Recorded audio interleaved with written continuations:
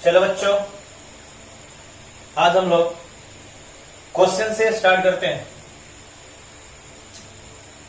और कुछ प्रॉपर्टीज भी हमारा रह गया है, तो जो भी रेस्ट प्रॉपर्टीज हैं उससे आगे कंप्लीट करेंगे हम लोग और आज सारी प्रॉपर्टीज को हम लोग कंप्लीट कर लेंगे। तो चलिए क्वेश्चन से स्टार्ट कर रहा हूं मैं और जो 6 प्रॉपर्टीज बताए गए हैं उसी से रिलेटेड क्वेश्चन है 1 to 6 जो हमने प्रॉपर्टीज अभी तक बताया है। तो देखो एक क्वेश्चन मैं लिख रहा हूं,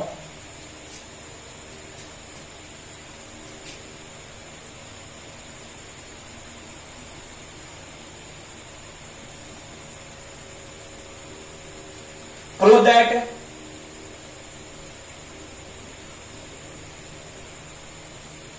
that 1 by A BC 1 by B CA 1 by C AB equal to 0। यही हमें प्रूफ करना है। चलो देखते हैं इसका प्रूफ। ये हमारा LHS है और ये हमारा RHS है। चलो LHS को लेकर चलते हैं हम लोग। सॉल्यूशन है LHS और LHS हमारा ये डिटर्मिनेंट और इसे मैं डेल से इंडिकेट कर सकता हूं। अच्छा लगने के लिए क्या हम लोग डेल से इंडिकेट कर देते हैं। तो चलो मैं लिख रहा हूं ऐसे कि del equal to 1 by A B C 1 by B C A 1 by C A B. अब चलो जरा ध्यान दोगे कि सर इसे कैसे सोल्व करें। तो एक्सपैंड करके तो हम लोग सोल्व कर सकते हैं कि फर्स्ट रो के एलॉन्ग एक्सपैंड कर लो या सेकंड रो के एलॉन्ग एक्सपैंड कर लो या थर्ड रो के एलॉन्ग एक्सपैंड कर लो, या आप कर सकते हो किसी भी कॉलम के एलॉन्ग भी आप एक्सपैंड कर सकते हो। तो एक्सपैंड करके हम लोग इजी वे में सोल्व कर सकते हैं, लेकिन हमें कैसे करने हैं? प्रॉपर्टीज को यूज करके। हमने बहुत सारी प्रॉपर्टीज बताए हैं, नंबर 6 यानी 1 to 6 प्रॉपर्टीज हम लोगों ने पढ़ा है और भी कुछ प्रॉपर्टीज है। अभी और 4-5 प्रॉपर्टीज रेस्ट रह गए हैं, तो आज उसे कंप्लीट करेंगे हम लोग। तो उन्हीं प्रॉपर्टीज को मैं यूज करके इसे बना रहा हूं।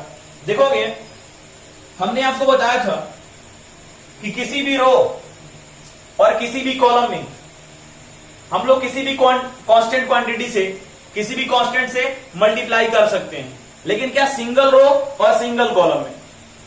तब चलो देखोगे यहां से मैं कर क्या रहा हूं, फर्स्ट रो में मैं मल्टीप्लाई कर रहा हूं। तो जब फर्स्ट रो में मैं मल्टीप्लाई कर रहा हूं और मैं फर्स्ट रो में ए से मल्टीप्लाई कर रहा हूं और फर्स्ट रो में मैं ए से मल्टीप्लाई कर रहा हूं अपनी मर्जी से, तो जितना से मल्टीप्लाई करूंगा उतना डिवाइड भी करना पड़ेगा। बात समझ में आ रहा ना? अगर भाई जो मान लो ये 5 लिखा है, ये 5 लिखा है, तो भैया हम अपनी मर्जी से इसमें अगर 2 से मल्टीप्लाई कर रहे हैं तो 2 डिवाइड भी करना पड़ेगा ना, तभी ना इसकी वैल्यू 5 आएगी। अभी ये नहीं कि इसको अपनी मर्जी से 2 से मल्टीप्लाई कर दिया तब तो इसकी वैल्यू क्या हो गया, ये 10 हो गया, तब तो क्या इक्वल होगा? क्या नहीं होगा। जितना से मल्टीप्लाई करेंगे उतना ही क्या करना पड़ेगा, हमें डिवाइड भी करना पड़ेगा, नहीं तो क्या होगा, वैल्यू क्या करेगा, चेंज हो जाएगा। तब चलो देखोगे इस फर्स्ट रो में मैं क्या कर रहा हूं, ए से मल्टीप्लाई कर रहा हूं फर्स्ट रो में। तो देख लो ये 1 बाई ए है, ये 1 बाई ए। चलो मैं यहां पर इंडिकेट भी कर दे रहा हूं आपको याद रखने के लिए। ये R1 है, ये फर्स्ट रो क्या R1 है और इस R1 में मैं ए से मल्टीप्लाई कर रहा हूं, ए से मल्टीप्लाई कर रहा हूं R1 में, तो उतना ही समय डिवाइड भी करना पड़ेगा। तो क्या हो जाएगा, ए बाई ए हो जाएगा। बात पकड़ में आ रही? लेकिन इसे दिखाने की कोई जरूरत नहीं है, आप खुद से भी समझ सकते हो कि हाँ सर ये R1 में क्या मल्टीप्लाई कर रहे हैं, राइट। तो चलो मैं दिखा नहीं रहा हूं। तब क्या हो जाएगा यहां से कि सर हम लोग फर्स्ट रो में मल्टीप्लाई कर रहे हैं ए से, तो जरा ध्यान दोगे, अगर इसमें आप ए से मल्टीप्लाई करते हो तो 1/a इंटू ए क्या मिलेगा, ये तो 1 हो जाएगा। अगर इसमें आप ए से मल्टीप्लाई करते हो तो क्या हो जाएगा, ए स्क्वायर हो जाएगा। और इसमें ए से मल्टीप्लाई करते हो तो क्या हो जाएगा, ये तो ए बी सी हो जाएगा। लेकिन आपने ए से मल्टीप्लाई किया फर्स्ट रो में, तो क्या करना पड़ेगा, उतना से डिवाइड भी तो करना पड़ेगा। बात क्लियर है? अब चलो देखोगे, अब मैं सेकेंड रो में भी, इस सेकेंड रो में क्या कर रहा हूं, मैं बी से मल्टीप्लाई कर रहा हूं। सेकेंड रो में मैं बी से मल्टीप्लाई कर रहा हूं, और हम लोग कर सकते हैं।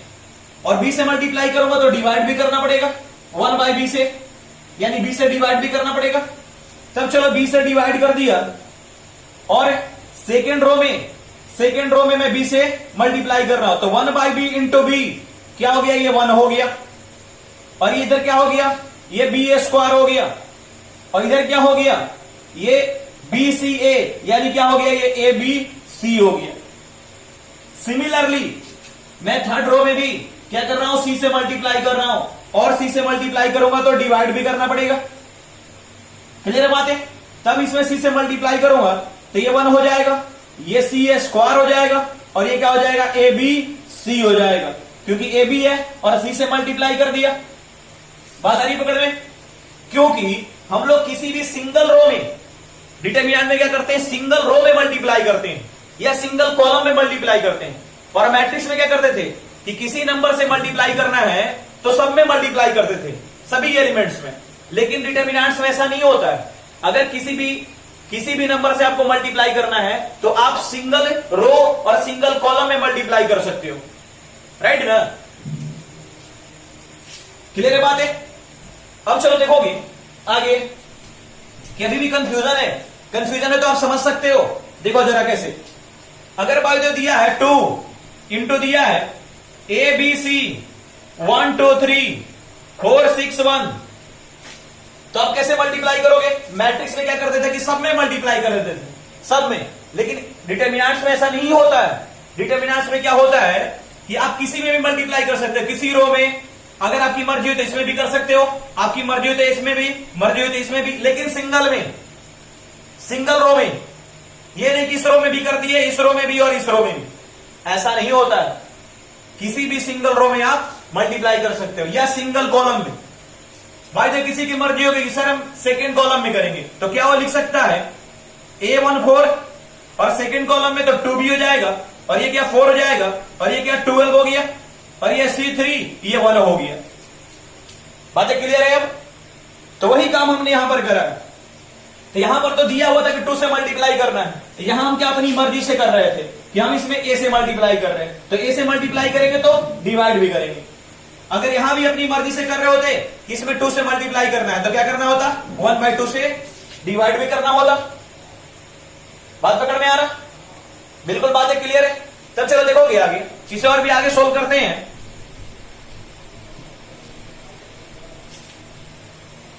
अब चलो ध्यान दोगे, ये 1/ABC हो गया और इंटू इतना हो गया। अब आप देख रहे हो कि सर ये 1 1 1 हो गया, ये आपका ए स्क्वायर बी स्क्वायर सी स्क्वायर हो गया, लेकिन ये सभी तो सेम हो गए, यानी थर्ड जो कॉलम है सभी एलिमेंट क्या हो गए, सेम हो गए। तब जब किसी सिंगल कॉलम में मल्टीप्लाई कर सकते हैं, किसी सिंगल कॉलम में मल्टीप्लाई कर सकते हैं, तो किसी सिंगल कॉलम से कॉमन भी तो ले सकते हैं। और ये बातें हमने प्रॉपर्टीज में क्लियर किया है कि किसी भी कॉलम से हम लोग कॉमन भी ले सकते हैं, किसी रो से हम लोग कॉमन भी ले सकते हैं। तब देखो ना, ये जो थर्ड कॉलम है इसे मैं कॉमन ले रहा हूं, तो क्या कॉमन लेंगे, तो ए बी सी को। तो चलो ए बी सी को, ये 1/ABC तो पहले से था और हमने ए बी सी कॉमन ले लिया, तो इधर क्या हो गया, ये तो आपका 1 1 1 है, 1 1 1, इधर आपका ए स्क्वायर बी स्क्वायर सी स्क्वायर है, और इधर क्या हो गया 1 1 1 हो गया। बात आ रही पकड़ में? अब जरा ध्यान दोगे, इसको आप कैंसल कराओगे तो ये तो 1 मिला, ये तो 1 मिल गया। लेकिन ये देखो ना, आपका फर्स्ट कॉलम और सेकेंड कॉलम क्या है, आइडेंटिकल। बात आ रही पकड़ में? इक्वल है। और ये बताया गया है प्रॉपर्टीज में कि अगर डिटरमिनेंट्स के कोई भी 2 रोज आइडेंटिकल हो या टू कॉलम्स आइडेंटिकल हो तो उसकी वैल्यू क्या होती है? 0 होती है।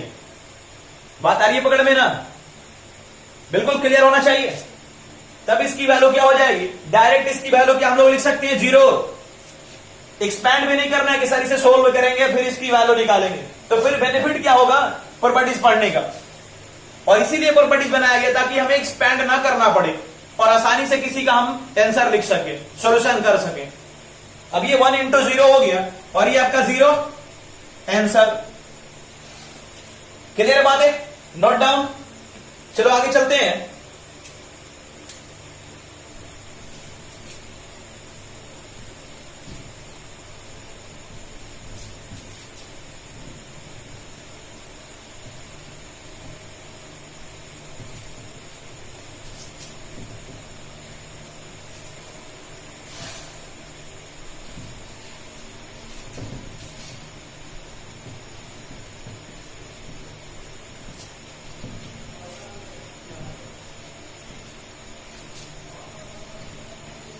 अब चलो देखा जाए।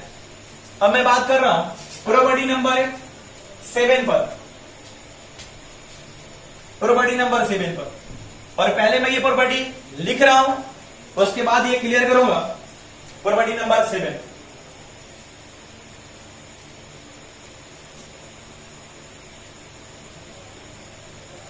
Property number 7, if each elements of a row or a column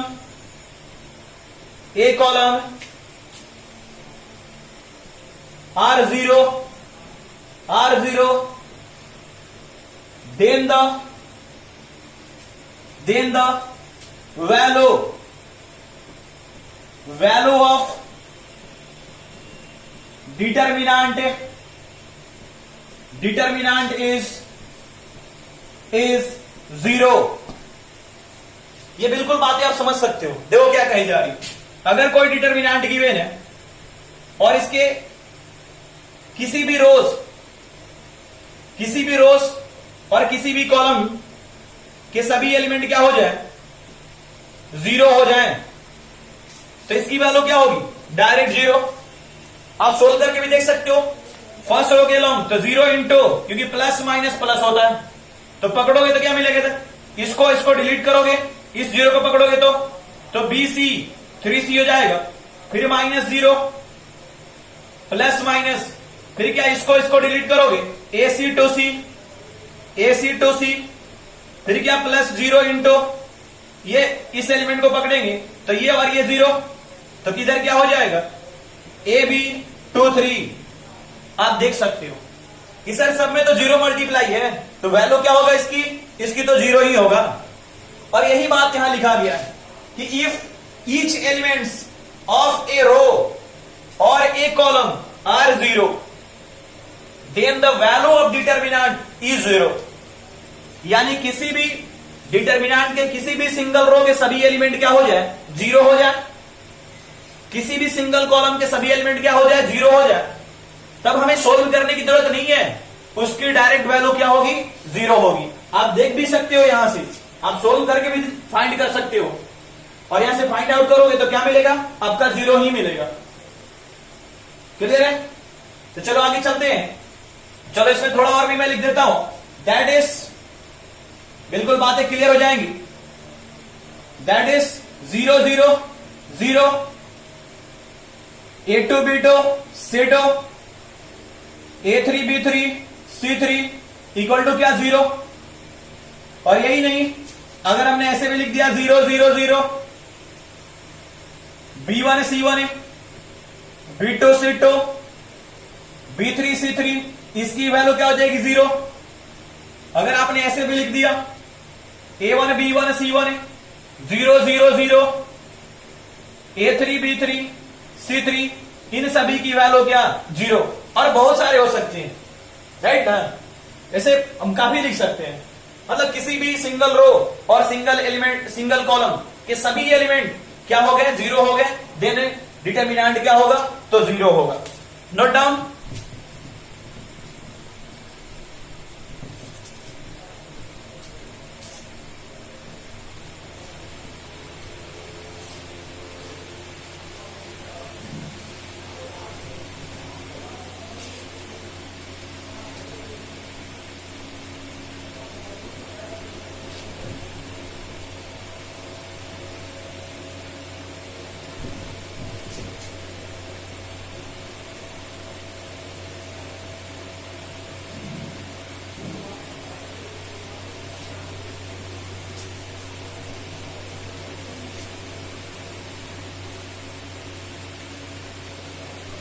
चलो देखोगे next property, property number 8, if A and B are two same order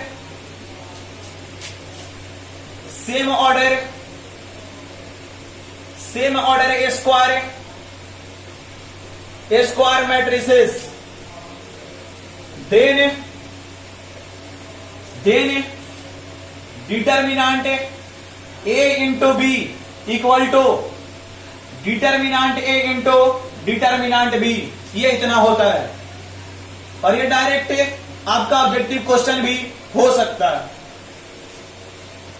क्या लिखा गया कि A and B are two same order square matrix हो, और दोनों को मल्टीप्लाई करके आप डिटर्मिनेंट फाइंड करो, या सेपरेट करके डिटर्मिनेंट फाइंड करके इसे मल्टीप्लाई करो, दोनों की वैल्यू क्या आएगा, सेम आएगा। और यही बात लिखा गया आपका, if A and B are two same order square matrices then determinant A into B equal to determinant A into determinant B. बातें क्लियर है? चलो आगे बढ़ते हैं प्रॉपर्टी नंबर 9 पर। प्रॉपर्टी नंबर 9, चलो जरा ध्यान दोगे, एक छोटा सा क्वेश्चन मैं दे रहा हूं।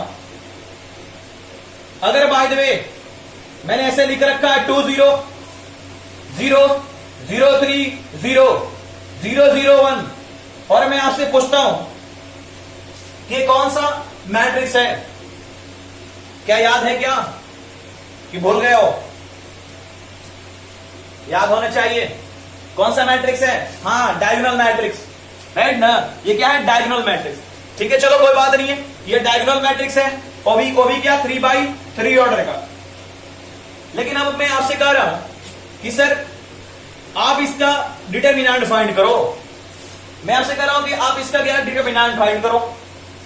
आप क्या करोगे, इसको भी डिटर्मिनेंट वाले घर में रखोगे, 2 0 0 0 3 0 0 0 1, और फिर क्या करोगे, आप सोल्व करने में लग जाओगे। और सोल्व करोगे तो इसकी वैल्यू क्या, समझदार बच्चा तुरंत सोल्व कर देगा और बोलेगा कि सर सोल्व करना है, चलो किस में जीरो ज्यादा है, तो सब में तो सर वही बातें हैं, सब रो, जितने भी रो हैं सब में 2 zeros हैं, जितने भी कॉलम्स हैं सब में 2 zeros हैं। तो चलो फर्स्ट रो के लो, एक्सपैंड कर लो। तब क्या करोगे, तुरंत करेगा ऐसे कि 3 0 0 1 हो गया। वो इतना भी नहीं करेगा, डायरेक्ट भी सोच लेगा। लेकिन चलो जरा देखोगे, अगर 2 को पकड़ा हमने तो इतना हो गया, ये और ये डिलीट हो गया और ये मिल गया, लेकिन आगे क्या, रेस्ट एलिमेंट तो 0 है, तो -0 + 0 हो गया। लिखने की भी जरूरत नहीं, क्योंकि इसकी वैल्यू तो 0 हो जाएगी। अब इसको सोल्व करेगा तो 2, ये क्या 3 × 1 3, और इधर क्या हो गया 0, ये हो गया आपका 6। ये ऐसे सोल्व कर लेगा। लेकिन जो इसके बारे में जानता है वो और अच्छी तरीके से समझ सकता है। जब भी डायगोनल मैट्रिक्स हो और डायगोनल मैट्रिक्स का डिटर्मिनेंट्स की बात करी जाए तो कुछ करना नहीं होता है, इस डायगोनल एलिमेंट को आप मल्टीप्लाई कर दो, इसका वैल्यू मिल जाएगा। देखो कैसे, ये 6 आया है, और इस डायगोनल मैट्रिक्स का अगर डिटर्मिनेंट्स फाइंड करना है तो सिर्फ क्या, डायगोनल एलिमेंट को मल्टीप्लाई कर दो। देखो 2 × 3 × 1 क्या मिल गया, 6 मिल गया, आंसर हो गया। अगर और भी क्वेश्चन दिए हो अगर बाय जो दे रखा है इसने A00 0B0 00C, क्या इसका आंसर क्या होगा? तो डायरेक्ट इसको मल्टीप्लाई कर दो ABC। बात यार ये पकड़ में। और यही हमारा प्रॉपर्टी नंबर 9 है कि अगर कोई डायगोनल मैट्रिक्स दिया है और उसका हमें डिटर्मिनेंट्स फाइंड करना है तो हमें सोल्व करने की जरूरत नहीं है। क्या होता है उसका determinant? Product of diagonal elements. Clear है? क्या करेंगे? इसको मल्टीप्लाई कर देंगे, इसका प्रोडक्ट कर देंगे और वही हमारा क्या हो जाएगा? तो डिटर्मिनेंट हो जाएगा। तो चलो इसकी प्रॉपर्टी नंबर 9 लिख लेते हैं हम लोग।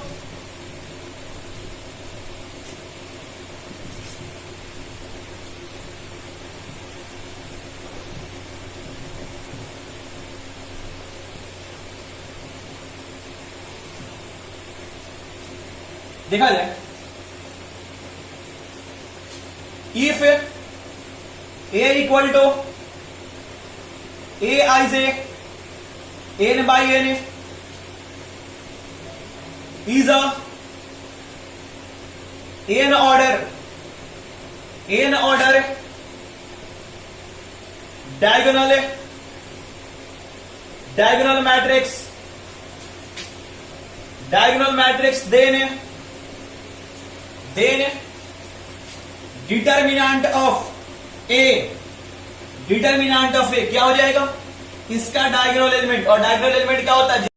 और नंबर ऑफ कॉलम्स इक्वल हो तो उसका multiplication A11 into A22 into A33 into A44 into dot dot dot, और लास्ट वाला क्या? ANN। ये बात आ रहा पकड़ में? देखोगे डायगोनल एलिमेंट ऐसे ही होता है ना, A11 और सब तो 0 होता है, 0 A22 ये 0 0 0 A33, और ये एन ऑर्डर का है तो चलता जाएगा, और यही तो है। और इसको हमने मल्टीप्लाई कर दिया है। बिल्कुल बातें क्लियर है? अरे सही है ना? बिल्कुल क्लियर होना चाहिए।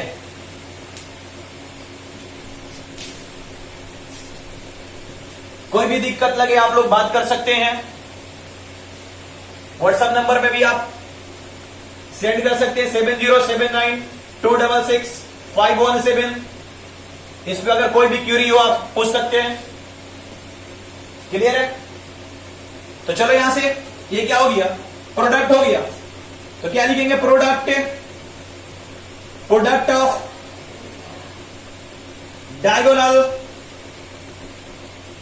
Diagonal elements, product of diagonal elements. बिल्कुल बातें क्लियर है? चलो एग्जांपल कर लेते हैं। Example, if A equal to 2 0 0 0 -1 0 0 0 -2, then इसका डिटर्मिनेंट, तो डिटर्मिनेंट वाले घर में रखेंगे 2 0 0 0 -1 0 0 0 -2। क्या करोगे? डायगोनल एलिमेंट को मल्टीप्लाई ना, तो क्या हो जाएगा? डिटर्मिनेंट है 2 इंटू -1 इंटू -2, 2 इंटू -1 इंटू -2, यानी क्या हो गया? ये 4, और यही हमारा आंसर हो गया।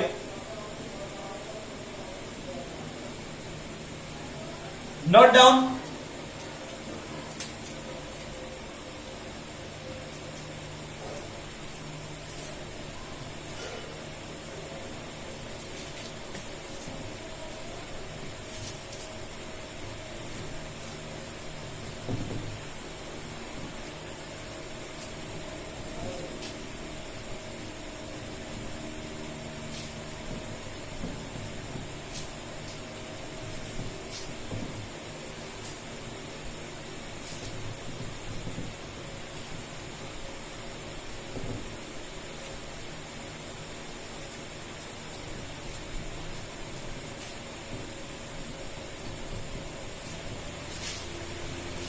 अब हम लोग बात करेंगे प्रॉपर्टी नंबर 10 पर।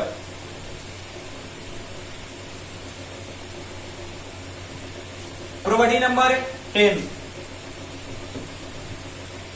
तो देखा जाए प्रॉपर्टी नंबर 10, पहले इसे लिख लेते हैं हम लोग, फिर इसे क्लियर करेंगे। Property number 10, if we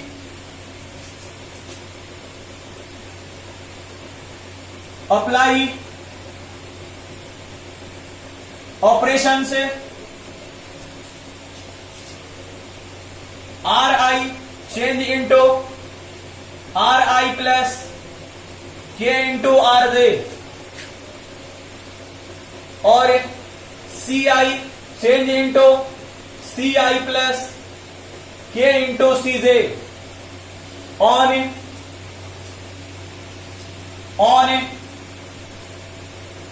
determinants, then the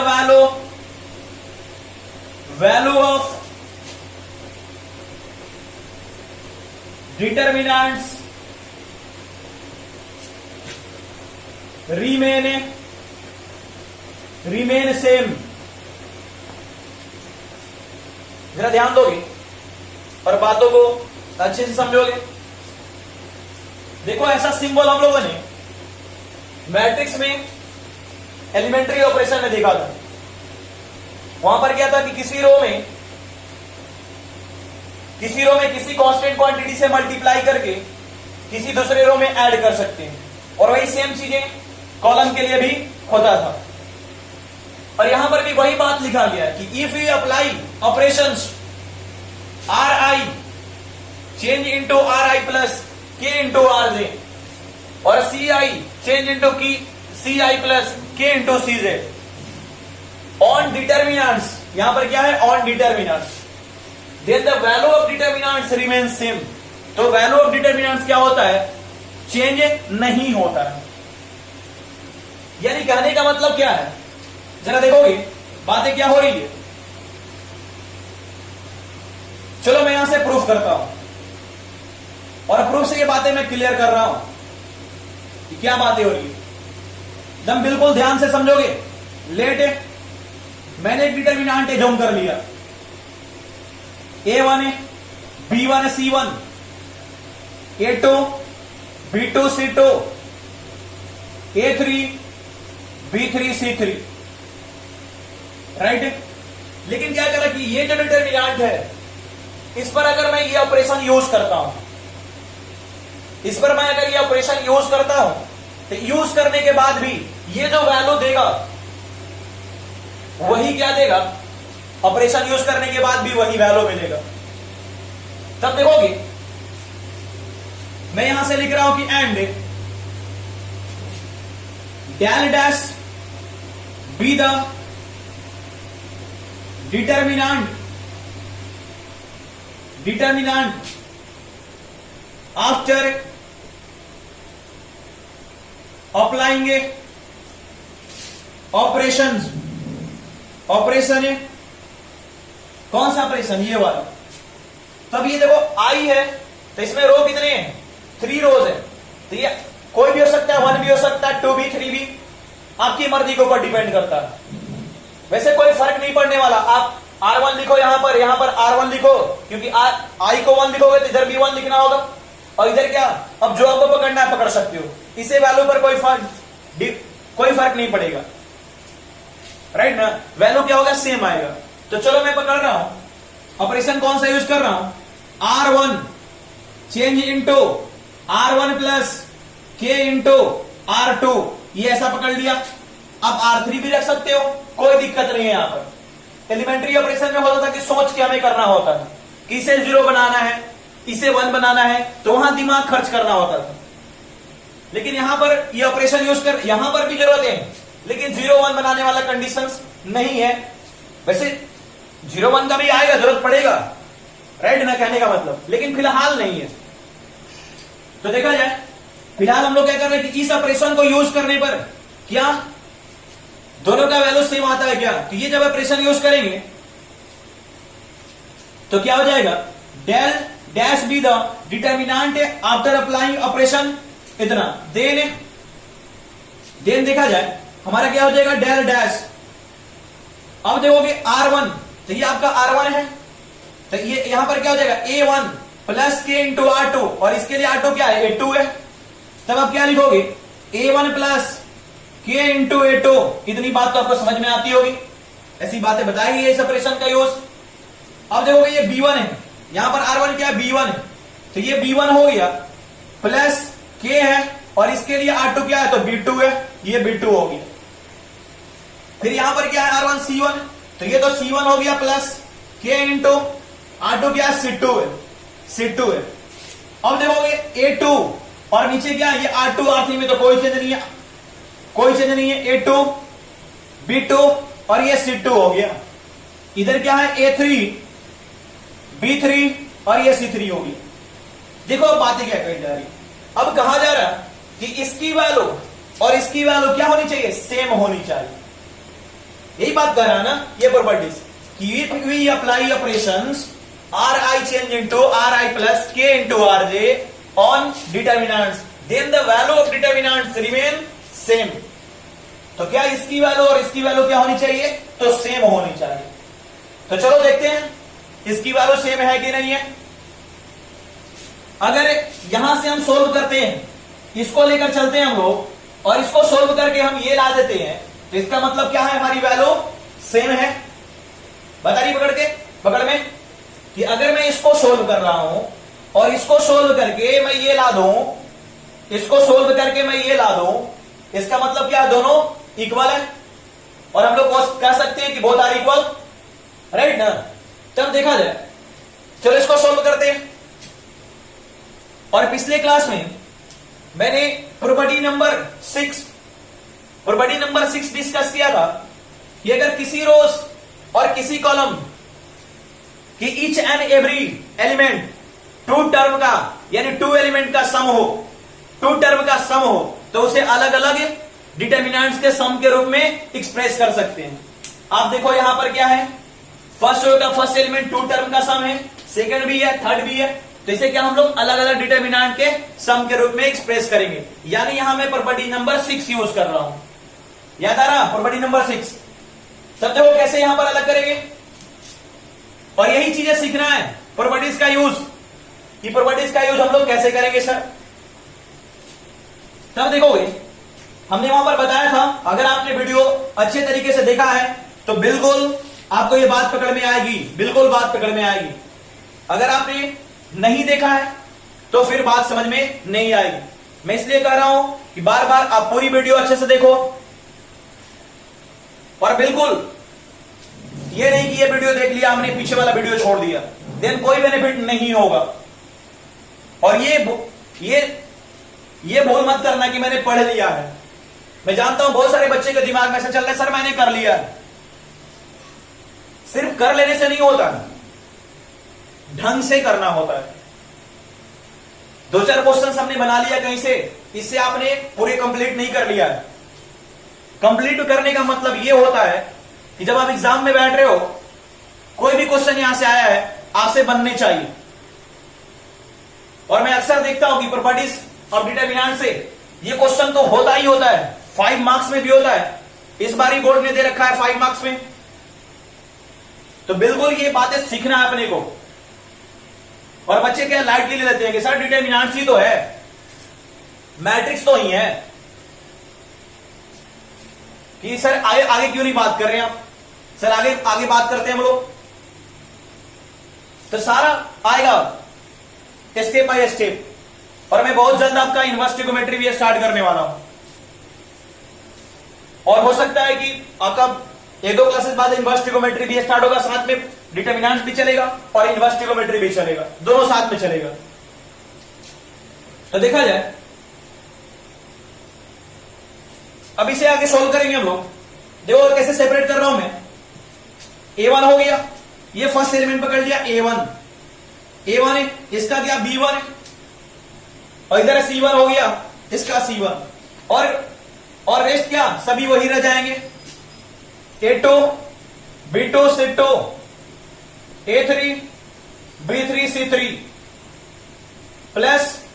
अब देखोगे क्या है ये k into A2, k into B2, इधर हो गया आपका k into A2, k into B2, k into C2, इधर A2 B2 C2 A3 B3 C3, ये इतना हो गया। देखोगे ये आपका A1 B1 C1 हो गया, A2 B2 C2 A3 B3 C3। अगर आपको थोड़ा भी याद है properties, I think properties number 5, properties number 5 था शायद, कि जब टू रोज प्रोपोर्शनल हो, देखो प्रोपोर्शनल है, ये k इंटू A2 है, ये A2 है, ये कैंसिल होगा, k मिलेगा, ये k इंटू B2 है, ये B2 है। नहीं तो और भी अपने पास तरीका है, क्या हम लोग इसे k कॉमन ले लें, डायरेक्ट बेस की वैल्यू हम 0 लिख सकते हैं, डायरेक्ट बेस की वैल्यू 0। नहीं तो आप k कॉमन लोगे, देखो k कॉमन ले लो तो क्या मिल जाएगा, A2 B2 C2, और इधर A2 B2 C2 है, आइडेंटिकल हो गया, तो भी तो वैल्यू 0। बता रही पकड़ में, आइडेंटिकल होता है तो भी 0 होता है, प्रोपोर्शनल होता है तो भी 0 होता है, तो मैं डायरेक्ट वैल्यू क्या पकड़ रहा हूं, 0। अब देखो ना क्या मिल गया, अब तो मिल गया A1 B1 C1 हो गया, और A2 B2 C2 हो गया, A3 B3 ये C3 हो गया।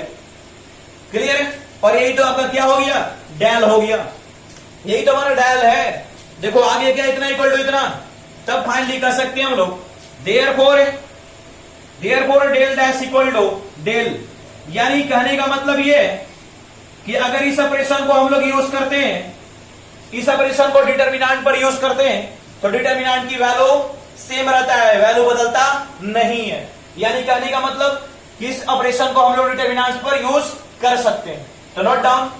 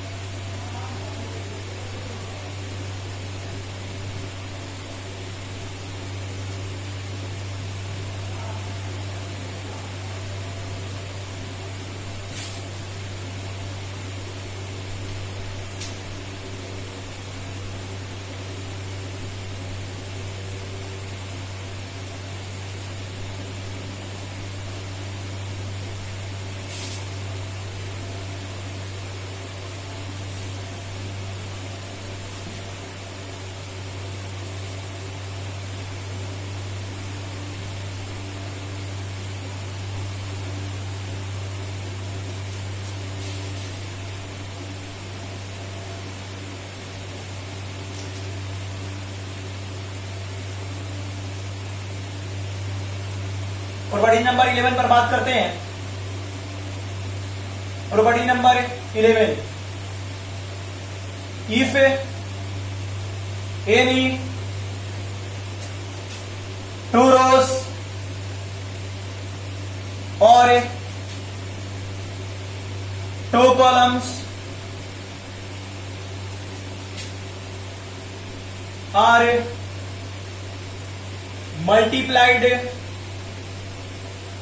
multiplied by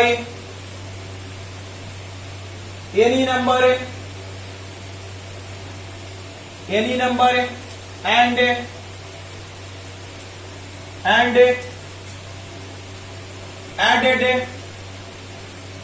added to third row or column, added to third row or column, then the value of determinant,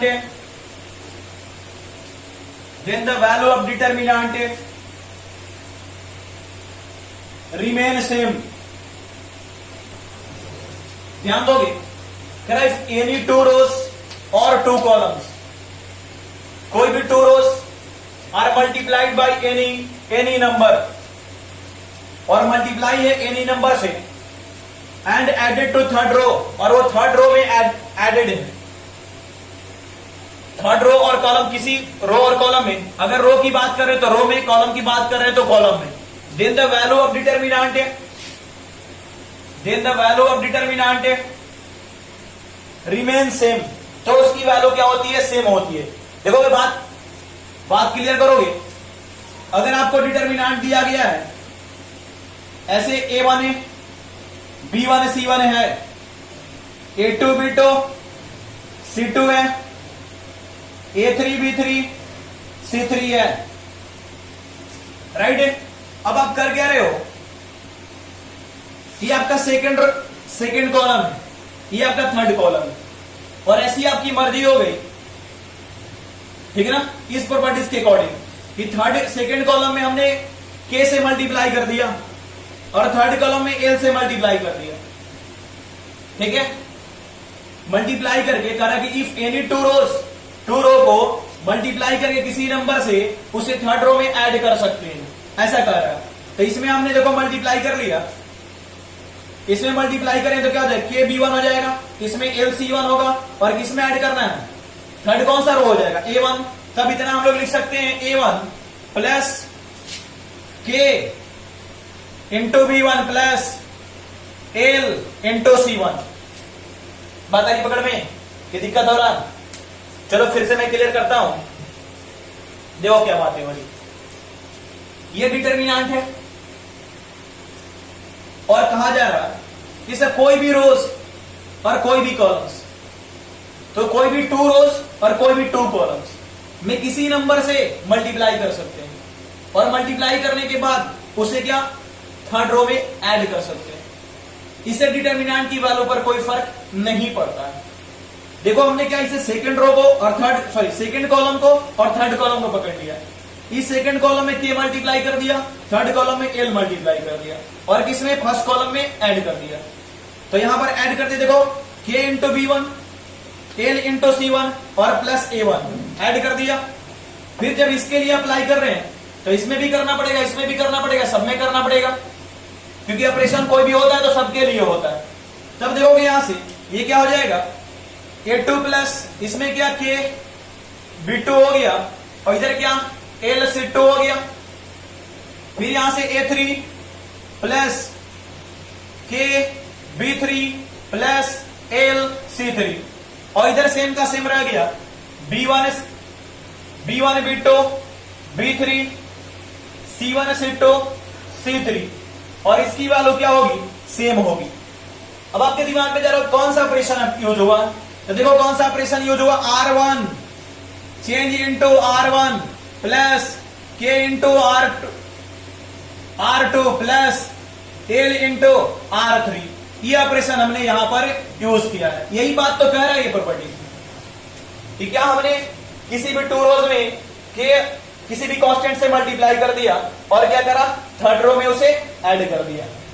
तो कहने का मतलब इसकी वैल्यू और इसकी वैल्यू हमेशा क्या होगी, सेम होगी। क्लियर बात है।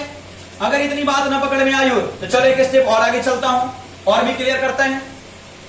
अभी हमने कॉलम के लिए बात किया, कॉलम के लिए हम लोग रो के लिए भी बात कर सकते हैं, कि रो के लिए भी बात कर सकते हैं। कैसे रो के लिए बात करेंगे, तो ये हमारा फर्स्ट रो हो गया, ये सेकंड रो हो गया, थर्ड रो हो गया।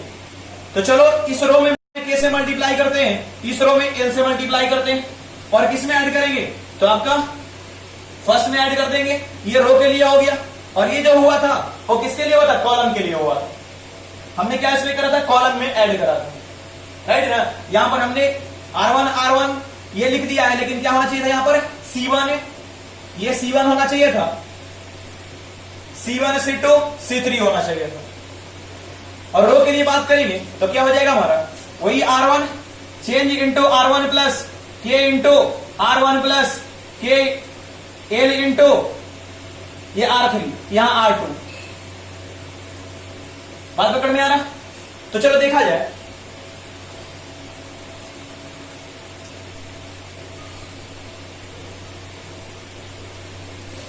देखोगे और हमने क्या कहा कि इसमें K से और इसमें L से मल्टीप्लाई करते हैं और इसमें ऐड कर देंगे। ये तो हमारा A1 B1 C1 है, ये A2 B2 C2 है, A3 B3 C3 है। लेकिन हम लोग क्या कर रहे हैं? क्या हो जाएगा यहां से? A1 plus K into A2 plus L into A3 होगा क्या? इसमें हमने K से मल्टीप्लाई करा, इसमें L से। फिर इधर हो जाएगा B1 plus K into B2 plus L into B3। फिर क्या हो जाएगा इधर? C1 K into C2 plus L into C3। ये इतना हो गया। और नीचे वाला रेस्ट सेम का सेम हो जाएगा, A2 B2 C2 A3 B3 C3। कोई फर्क नहीं पड़ता। क्या जाएगा? इसकी वैल्यू और इसकी वैल्यू दोनों क्या होगी? सेम होगी। कहोगे तो प्रूफ करके भी दिखा दूंगा, लेकिन प्रूफ का कोई जरूरत नहीं है। आप इसे तोड़कर ला सकते हो, इतना इक्वल टू इतना। जरूरत पड़ेगा अगर प्रूफ का तो बोलोगे, मैं इसे दिखा दूंगा।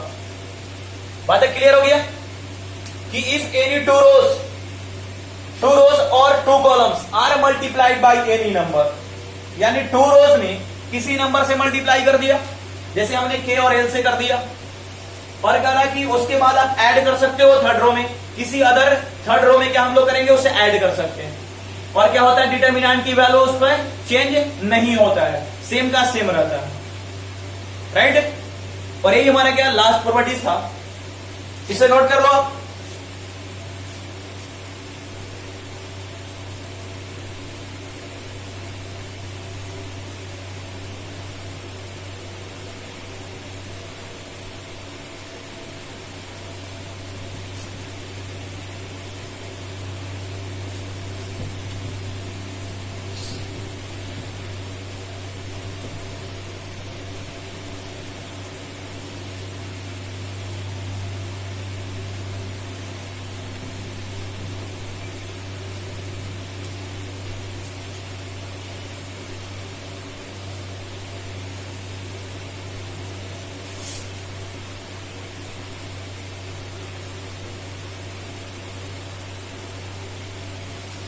एक क्वेश्चन करते हैं इस पे। एक क्वेश्चन है, prove that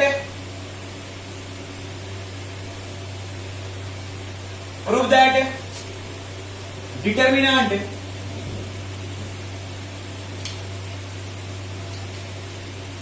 A plus x y Z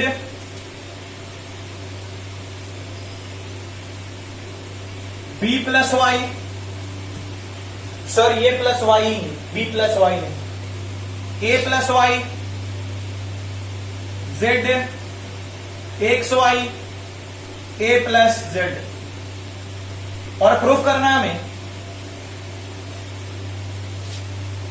A square into A plus x plus y plus z, यही प्रूफ करना है। देखोगे इस क्वेश्चन को और यहां से सीखने की कोशिश करोगे कि कैसे हम लोग प्रॉपर्टीज यूज करते हैं। ये हमारा LHS है और ये हमारा RHS है। LHS को लेकर चल रहा हूं मैं। सोल्यूशन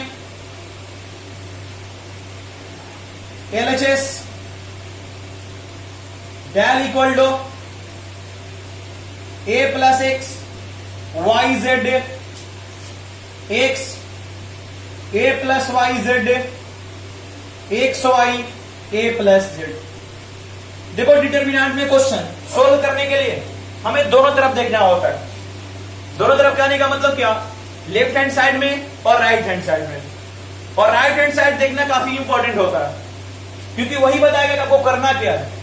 यहां पर देखो क्या कर रहा है, राइट हैंड साइड में क्या दिया हुआ, a square into a plus x plus y plus z.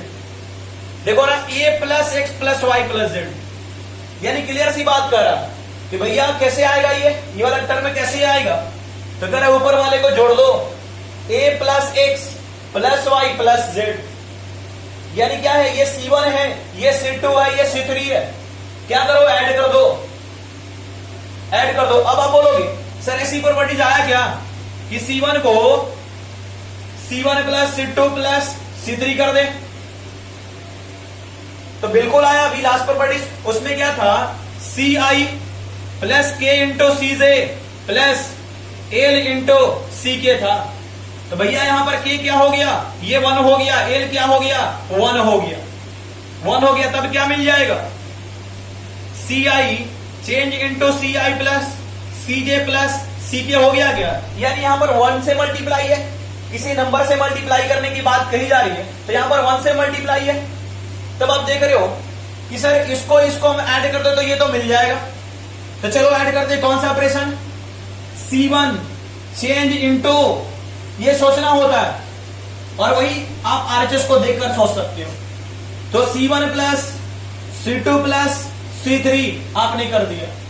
तो जब आप ऐड कर रहे हो तो देख लो क्या हो जाएगा, A plus x plus y plus z, और C1 में चेंज हो रहा है, C1 में। ऐसे आप किसी में कर सकते थे, C2 में भी कर सकते थे, C3 में भी। यहां C2 भी आप लिख सकते थे, तो C2 लिखते तो होता क्या, C2 plus C1 plus C3 लिखना पड़ता, बात वही होता। तो A प्लस एक्स हो गया प्लस वाई प्लस जेड, और इधर तो आपने कोई चेंज नहीं किया है, तो वाई जेड।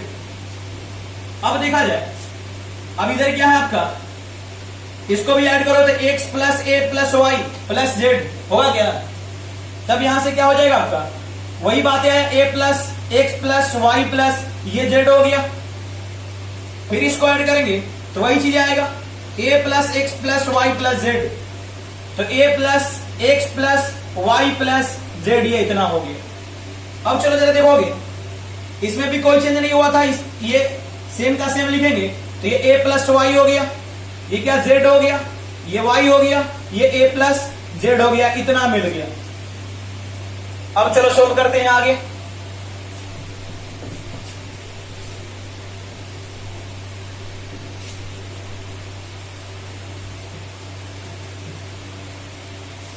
तो चलो देखा जाए आगे इसका सॉल्यूशन। क्या करोगे, इसको कॉमन ले लोगे।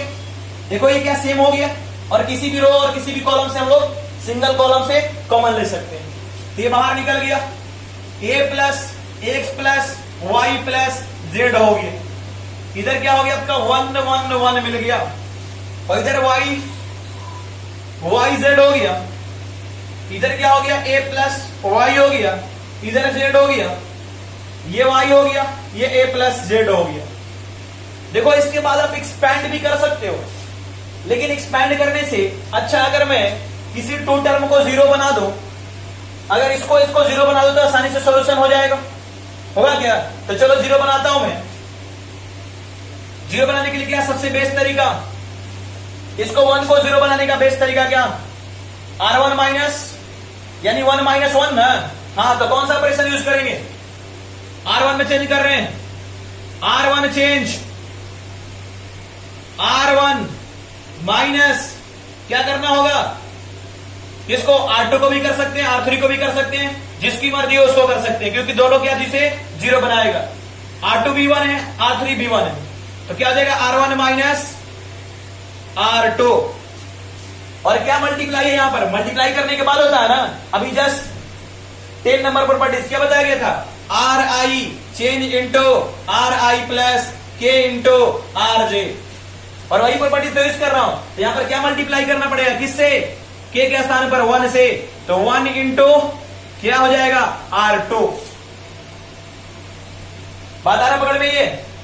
इसको 0 बनाना है। और ये बात तो मैंने आपको इनवर्स एलिमेंट्री ऑपरेशन में ही सिखा दिया है। तो चलो देखोगे ये क्या हो गया, a plus x plus y plus z. अब इस ऑपरेशन को यूज करेंगे तो R1 माइनस 1 इंटू R2, तो क्या हो जाएगा 1 माइनस 1 इंटू 1 क्या मिलेगा 0, ये 0 मिल गया।